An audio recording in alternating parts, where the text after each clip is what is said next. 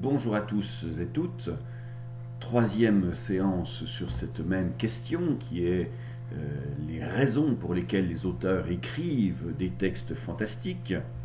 Après une première séance dans laquelle nous avons montré que la littérature fantastique permettait de passer outre, de contrer la censure en traitant de sujets qui théoriquement sont interdits, en particulier la liberté de conscience, l'idée que chaque individu a le droit de croire ce qu'il veut, a le droit donc par conséquent de ne pas croire non plus, et a le droit d'exprimer sa pensée ainsi que sa croyance.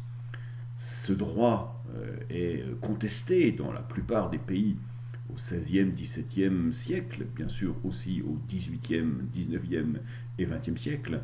Mais pour les auteurs qui nous intéressent jusqu'à présent, c'était XVIe, XVIIe, XVIIIe. Nous avons vu aussi qu'une deuxième raison faisait que les auteurs écrivaient des textes fantastiques. C'était pour, là encore, contrer la censure, mais sur un champ qui est celui de la sexualité des prêtres, l'homosexualité, sujets qui sont eux aussi très difficiles à traiter dans les siècles de l'époque moderne. Mais la littérature fantastique peut les traiter puisqu'elle parle par définition de sujets qui n'existent pas. Nous allons voir un troisième champ, et dernier champ, qui est celui de la relativité. Nos auteurs vivent dans une civilisation, ils vivent sous un régime politique, ils vivent dans un pays qui, en général, a des prétentions à être le meilleur, la meilleure civilisation, la meilleure culture, le régime politique le plus parfait. Traiter de sujets surnaturels permettra de relativiser cette pensée, en tout cas d'interroger cette pensée. Nous avons déjà vu ce thème apparaître sous la plume de Cyrano de Bergerac. Sur la Lune, tout est inversé par rapport à la Terre, et donc ce qui est ridicule sur la Lune permet de montrer que c'est aussi ridicule sur Terre. On noie les athées, en France on les brûle. Y a-t-il une façon de faire meilleure que l'autre? Non, les deux sont ridicules. Et nous avons vu cela aussi sous la plume de Jonathan Swift dans Les Voyages de Gulliver, le ministre de Lilliput qui l'interroge lui dit qu'ils vivent sous un régime dans lequel l'empereur décide des choses très contraignantes sur tous les sujets, ce qui provoque des guerres avec ses voisins, ce qui provoque des guerres civiles. Par exemple, il décrète de la meilleure manière de manger des œufs. Contestation donc de l'absolutisme. Nous allons voir ce principe encore renforcé avec trois auteurs qui seront Rabelais, qui seront Voltaire et qui seront Le Sage. Alors, le principe, vous l'avez compris, le principe c'est de dire voilà un monde, voilà un univers, voilà un pays lointain, inexistant, et dans ce pays lointain, inexistant, peuplé de créatures magiques, ils ont un système politique, ils ont une culture, ils ont une civilisation qui est. Et dans la présentation de cette civilisation, eh bien, il y aura soit insistance sur les tares, sur les défauts qui sont les tares de notre propre civilisation, ou alors il y aura proposition de quelque chose d'un peu meilleur. La littérature est coutumière de ce fait, mais en général sur une autre thématique qui est celle de l'exotisme. Alors qu'est-ce que c'est que l'exotisme? L'exotisme, c'est un principe littéraire qui consiste à présenter chez des étrangers nos caractéristiques. Décrire la Chine, mais pas du tout pour parler de la Chine, pour parler de la France. Montesquieu a écrit ainsi des lettres persanes. Ces lettres persanes racontent la visite d'un Persan, l'actuel Iran, à Paris, et il ne comprend rien, absolument rien, de ce qu'il voit, et la description qu'il fait du fonctionnement de la vie parisienne fait émerger toutes les tares, toutes les bizarreries, toutes les étrangetés de notre culture. Alors nous en avons toutes sortes de récits exotiques. Le plus connu, c'est certes Montesquieu, mais nous en verrons quelques autres quand nous parlerons dans un cours suivant des vampires, parce que la première apparition dans la littérature française du vampire, elle se fait justement dans un récit exotique qui sont les lettres juives, lettres persanes, mais il y a aussi d'autres voyageurs qui écrivent. Donc c'est l'exotisme, parler des autres pays, qui permet de critiquer la France contemporaine.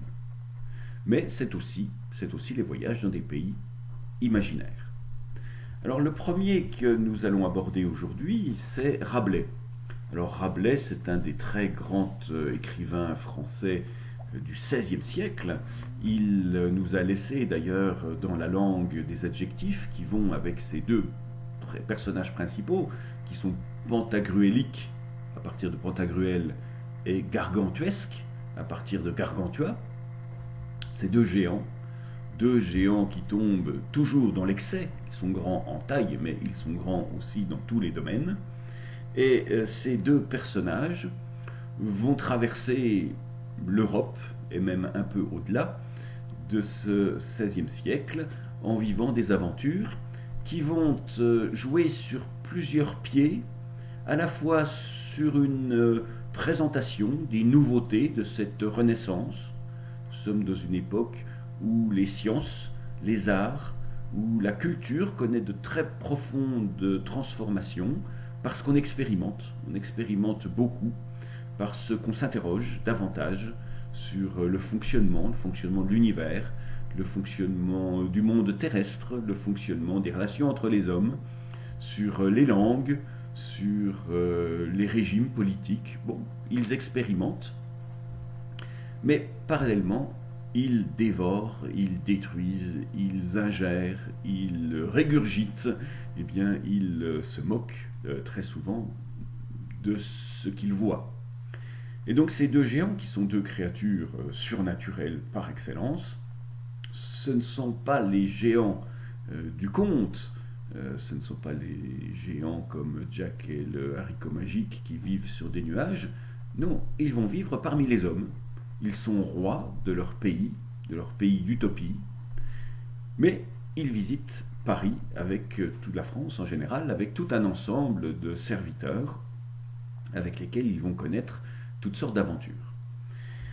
L'une de ces aventures est célèbre, c'est le fait que un des serviteurs du géant va être avalé par lui. Et à l'intérieur de son corps, que va-t-il découvrir ? Eh bien, non pas seulement des dents, une langue, des boyaux, mais il va découvrir de nouvelles civilisations. Un royaume tout entier constitué, royaume qui se croit unique, mais dont les caractéristiques sont toutes inversées par rapport aux nôtres. Ainsi, au lieu de gagner sa vie en travaillant, on gagnera sa vie en dormant.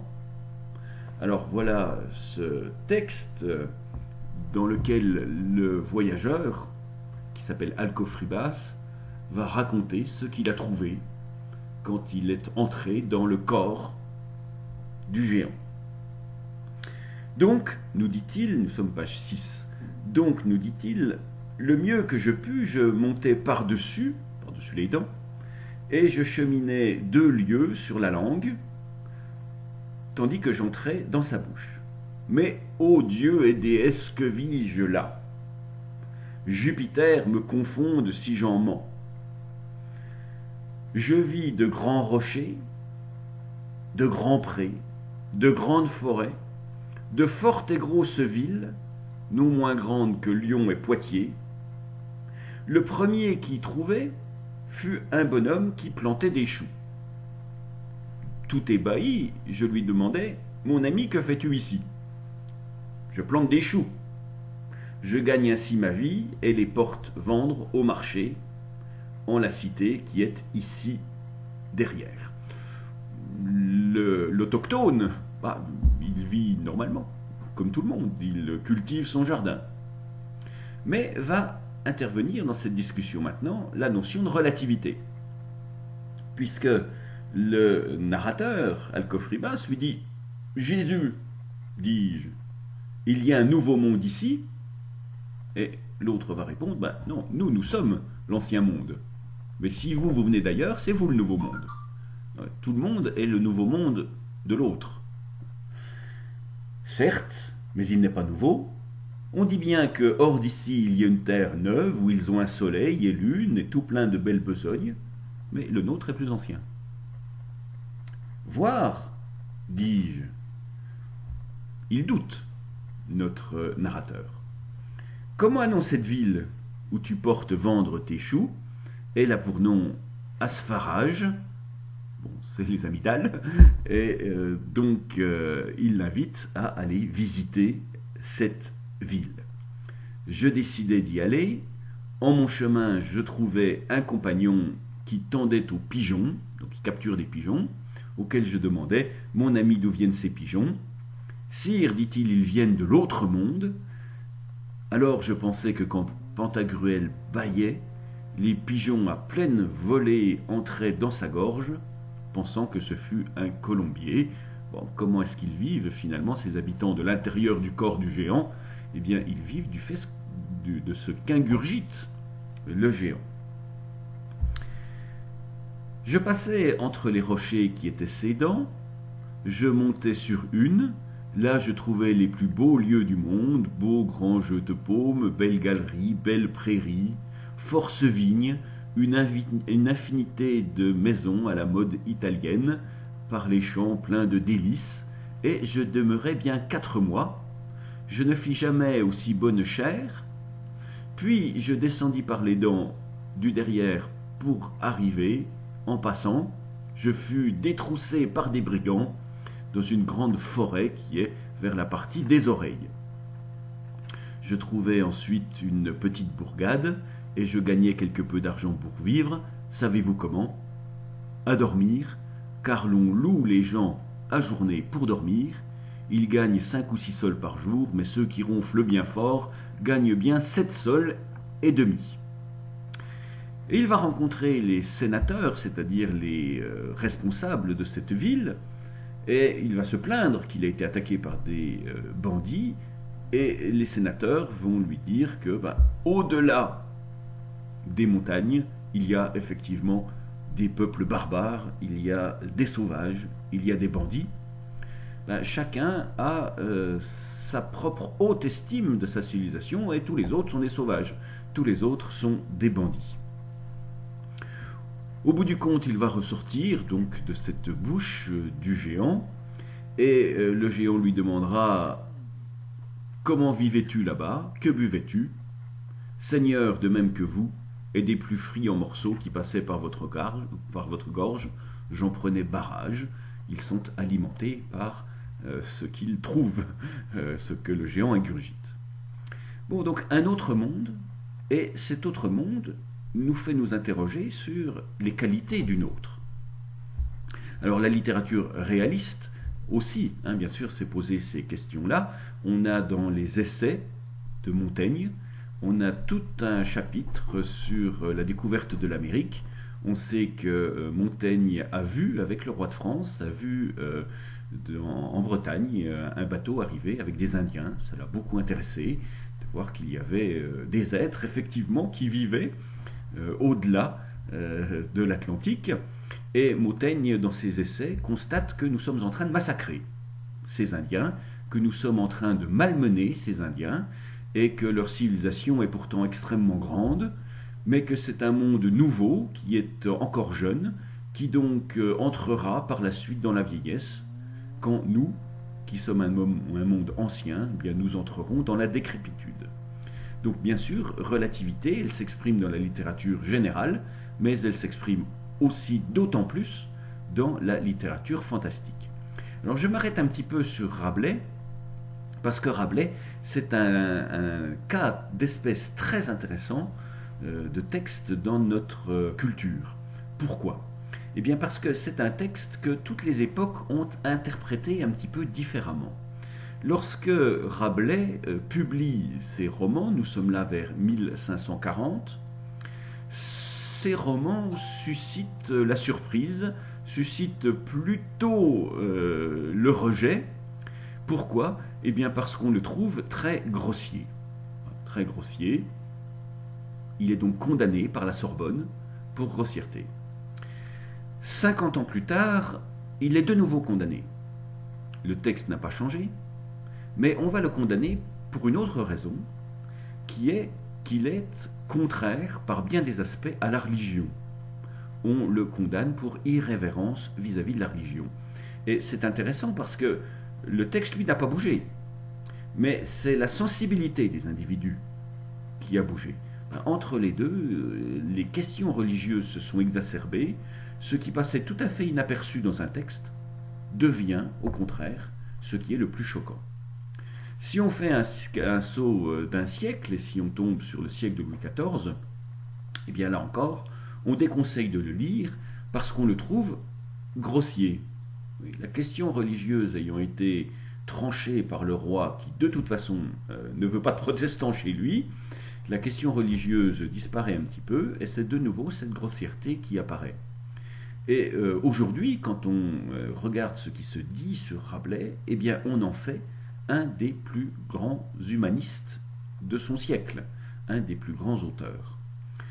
Vous voyez donc que le texte ne bouge pas, mais qu'en fonction des différentes époques, nos sensibilités font qu'on s'intéresse plus ou moins à certaines parties. Alors, pourquoi y a-t-il des avis si tranchés? Bien, je vais vous le dire en faisant référence à 2 chapitres que vous pourrez lire assez facilement si vous cherchez sur Internet. Parce que Rabelais est un auteur qui intègre dans sa pensée les nouveautés de son siècle. Et il constate que c'est un siècle de très grands bouleversements, et ces bouleversements, ils font que la culture française, européenne, redécouvre en particulier les œuvres de l'Antiquité, retrouve le savoir antique, mais aussi la philosophie grecque, mais aussi d'une certaine façon la pensée orientale. Nous sommes dans une période de mutation qui fait que le monde médiéval est en train de disparaître et ressurgit de nouvelles façons de faire de la littérature, des sciences, de nouvelles façons de penser qui avaient été développées dans l'Antiquité avec Platon, avec Aristote, mais qui de nouveau trouvent une actualité. C'est la renaissance, la naissance nouvelle de la culture antique qui va permettre de faire de grands bonds dans la culture, dans la civilisation même de notre Occident. Et donc on voit cela chez Rabelais, on voit que ces géants suivent les cours de l'université, apprennent à parler, s'intéressent aux sciences, qu'ils délaissent de plus en plus les occupations qui étaient les occupations des seigneurs médiévaux, la chasse, la guerre, les balles. Bon, ils le pratiquent tout de même, mais tout cela passe au second plan par rapport à de nouveaux savoirs. Ainsi, le géant écrit à son fils et lui dit « Mon fils, tu dois savoir toutes les langues, la langue arabe, la langue grecque, la langue latine. Tu dois savoir tout sur la Terre, donc la physique, la chimie, les étoiles, tu dois t'intéresser à l'astronomie, tu dois apprendre les arts et les lettres, tu dois t'ouvrir à ce monde nouveau qui est celui de la connaissance nouvelle de notre siècle. » Donc c'est un programme humaniste, c'est un programme très novateur pour ce XVIe siècle, c'est de s'intéresser aux cultures étrangères et aux cultures antiques. Mais parallèlement, comme Rabelais est aussi un auteur ironique, comme c'est un auteur qui développe une pensée assez acide. Quand on voit ce que font les géants armés de leur science, eh bien, il y a un chapitre tout à fait étonnant où le géant, après avoir fait le programme d'études de son fils, vient vérifier ce qu'il a appris. Et son fils, c'est donc tout sur tout, c'est devenu un grand savant humaniste, mais il a aussi exploré de nouveaux champs. Et il y a un chapitre qui s'appelle « De la meilleure manière de se torchiller le cul ». Qu'est-ce qu'on sait maintenant? Eh bien, grâce au géant, il a expérimenté toutes sortes de façons de s'essuyer les fesses. Et nous avons un chapitre de 5 ou 6 pages qui nous dit qu'il a essayé avec un chapeau, avec des gants, avec des couvertures, avec toutes sortes d'objets qui lui passent sous la main, de s'essuyer les fesses. Et finalement, ce qui renvoie à la meilleure façon de faire, c'est d'utiliser un petit oison fraîchement sorti du nid. Il est savant, mais que fait-il de sa science? Bien, il fait des choses qui sont tout à fait étonnantes. Donc il y a cette dimension très ironique aussi chez Rabelais, qui fait qu'il a été jugé de manière assez négative pendant plusieurs siècles, mais il n'empêche que c'est un des grands auteurs de cette Renaissance. En tout cas, par cette histoire de géant et de visite à l'intérieur du géant, il nous amène cette idée qu'il faut relativiser les cultures, qu'il faut relativiser les connaissances que nous avons. Autre auteur qui est sur cet axe-là, eh bien c'est quelques siècles plus tard, Voltaire. Voltaire qui va nous présenter une situation un peu semblable dans un texte qui s'appelle Micromégas. C'est deux habitants de planètes lointaines qui arrivent sur Terre. Et arrivant sur Terre, eh bien, ils vont constater que rien n'est compréhensible sur cette petite terre où vivent des individus qui sont tout à fait mesquins et petits.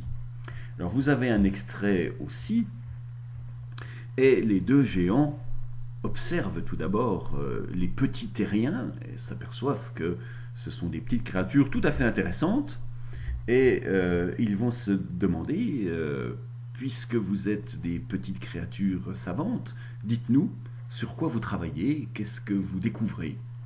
Et les terriens vont déclarer ce qu'est le quotidien de la Terre, ce qui va sidérer absolument ces habitants des astres lointains.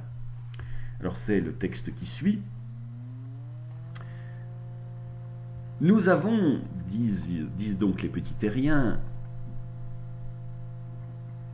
plus de matière qu'il nous faut pour faire beaucoup de mal, si le mal vient de la matière, et trop d'esprit, si le mal vient de l'esprit. Savez-vous par exemple qu'à l'heure où je vous parle, il y a 100 000 fous de notre espèce, couverts de chapeaux, qui tuent 100 000 autres animaux couverts d'un turban, ou qui sont massacrés par eux? Les guerres de religion, et à cette époque, c'est les guerres en particulier contre la Turquie, entre l'Occident et la Turquie, et que presque par toute la terre, c'est ainsi qu'on en use de temps immémorial. Le Syrien, l'habitant de Cyrus, frémit et demanda quel pouvait être le sujet de ces horribles guerres entre de si chétifs animaux. Il s'agit, dit le philosophe, de quelques tas de boue grands comme votre talon, des terres minuscules.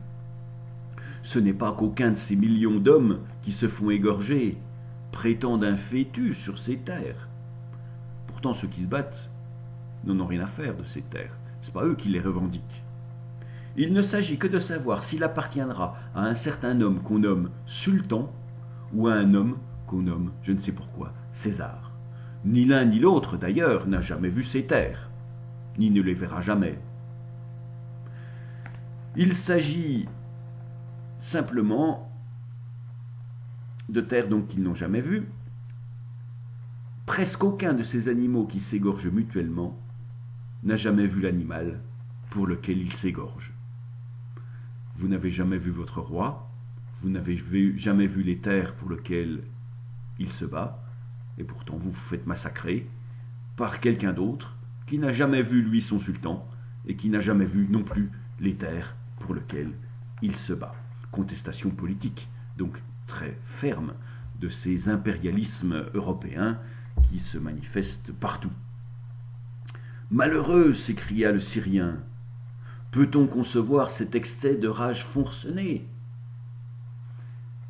Et le philosophe terrien va répondre, ne vous en donnez pas la peine d'écraser ces misérables assassins, ils travaillent assez à leur ruine, sachez qu'au bout de 10 ans, il ne reste jamais la 100e partie de ces misérables, sachez que quand même ils n'auraient pas tiré l'épée, la faim, la fatigue les emportent presque tous. D'ailleurs, ce n'est pas eux qu'il faut punir, ce sont ces barbares sédentaires qui, du fond de leur cabinet, ordonnent dans le temps de leur digestion le massacre d'1 million d'hommes et qui ensuite en font remercier Dieu solennellement. Critique, là aussi, qui vaudrait les pires ennuis même à Voltaire, à savoir que les rois se servent de la religion pour pousser les hommes à massacrer leurs voisins et qu'ils ordonnent cela sans s'en préoccuper alors qu'ils sont tranquillement dans leur ministère en train de digérer. Le voyageur se sentait ému, pris de pitié pour la petite race humaine. « Puisque vous êtes du petit nombre des sages, dit-il, apparemment vous ne tuez personne, pour de l'argent, dites-moi ce qui vous préoccupe. Et qu'est-ce que c'est que la science? Nous disséquons des mouches, dit le philosophe, nous mesurons des lignes, nous assemblons des nombres, nous sommes d'accord sur 2 ou 3 points que nous entendons, et nous nous disputons sur 2 ou 3 000 que nous n'entendons pas.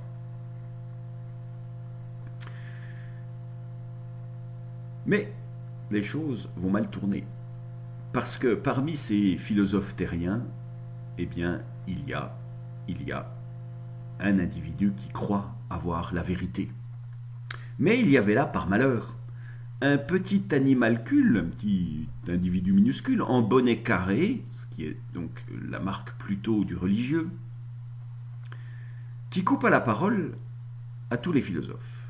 Il dit qu'il savait tout le secret, que cela se trouvait dans la Somme de saint Thomas, donc dans les textes religieux. Il regarda de haut en bas les 2 habitants célestes, il leur soutint que leur personne, leur monde, leur soleil, leur étoile, tout était fait uniquement pour l'homme.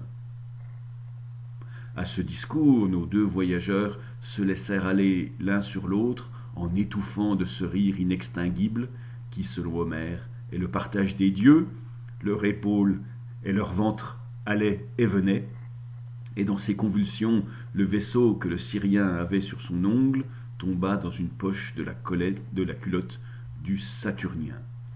Voilà donc finalement l'esprit des hommes de ce XVIIIe siècle. Ils arrivent vers des étrangers et leur disent « Tout ce qui est à vous est fait pour moi. Tout vous appartient, tout nous appartient. Rien de ce que vous êtes n'est à vous, tout est à nous. » L'impérialisme européen, mais aussi cette certitude que le texte, en l'occurrence religieux, la loi, nous autorise à considérer tout ce qui est dans l'univers comme nous appartenant personnellement. Un troisième et dernier texte qui est un texte plus court, qui est d'un écrivain qui s'appelle Le Sage, qui s'appelle Le Diable boiteux. Dans ce texte, le jeune héros va invoquer le diable. Vous voyez que le diable, on s'en sert beaucoup dans la littérature fantastique du XVIIIe siècle, parce que, comme on sait qu'il ne vient jamais, au bout du compte, tout de même, on va pouvoir plaider le texte fantaisiste. On va pouvoir dire oh, c'est une invention de ma part, tout ce que dit le diable ne doit pas être pris au sérieux.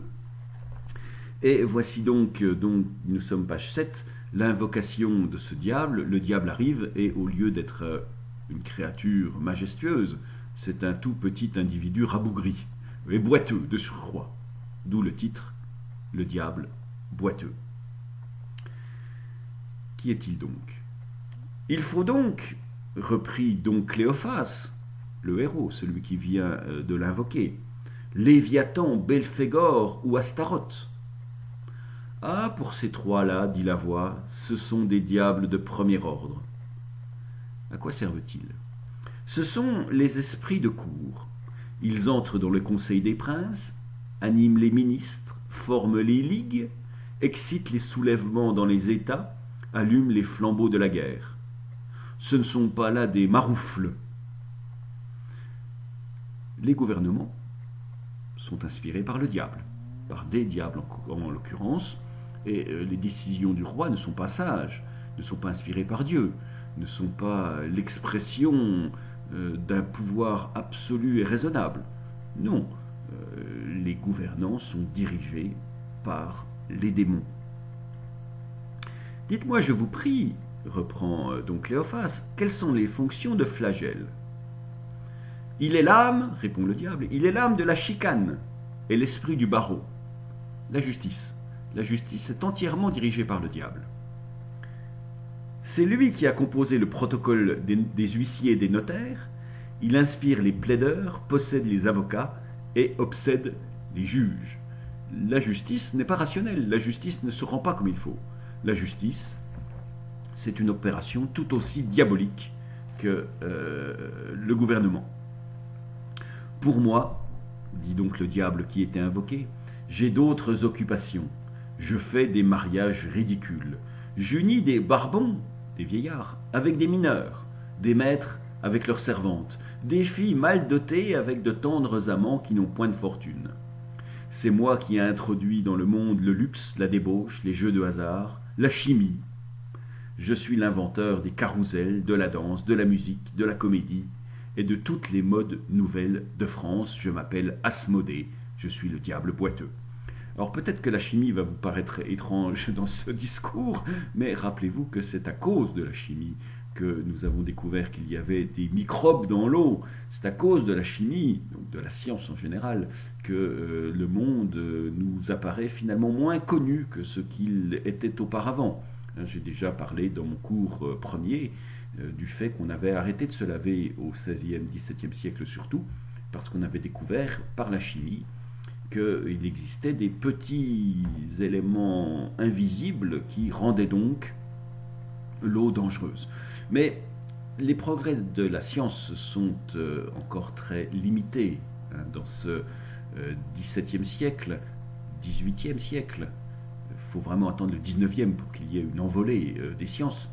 Rappelez-vous par exemple que chez Molière, nous sommes là donc vers 1670, dans le Malade imaginaire, deux médecins s'opposent entre les circulatoires et les anticirculatoires.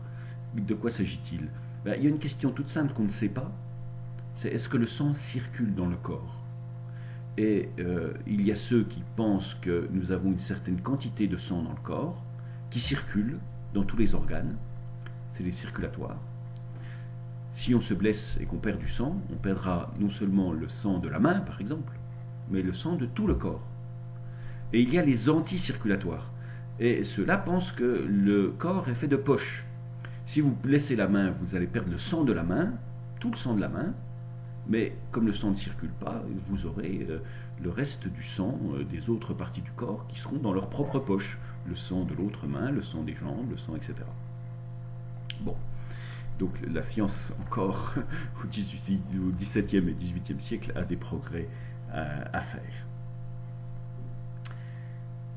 Voilà donc à quoi sert aussi la littérature fantastique. Eh bien, c'est à attaquer très directement le pouvoir politique en place. C'est aussi à proposer une pensée du monde qui n'est pas ethnocentrique, qui n'est pas centrée sur notre propre civilisation, mais qui est centrée sur l'interrogation sur l'étranger, sur l'autre culture, sur l'autre monde. On ne peut pas dire que la civilisation d'à côté est meilleure, donc on va utiliser des biais, on va utiliser ce masque du surnaturel C'est le diable qui va nous le dire, c'est des habitants des étoiles qui vont nous le dire, c'est des Lilliputiens, des minuscules habitants d'une île lointaine, qui vont nous dire que d'autres hommes existent ailleurs et que leur système n'est pas si ridicule que cela en regard du nôtre. Voilà donc la raison pour laquelle on écrit du fantastique, raison liée à la censure. Nous vivons en Europe sous des régimes qui sont des régimes contraignants, qui limitent le droit à l'expression, et en plaçant nos histoires sous l'égide du surnaturel, nous allons pouvoir faire exprimer à des créatures magiques les idées qui en fait sont les nôtres. Pourquoi écrire du fantastique? Eh bien pour contrer la censure dans le domaine de la religion, dans le domaine de la politique, dans le domaine de la sexualité. Bien, les cours suivants parleront de sujets un peu différents. Nous parlerons des vampires et nous parlerons des sorcières. Au revoir à tous.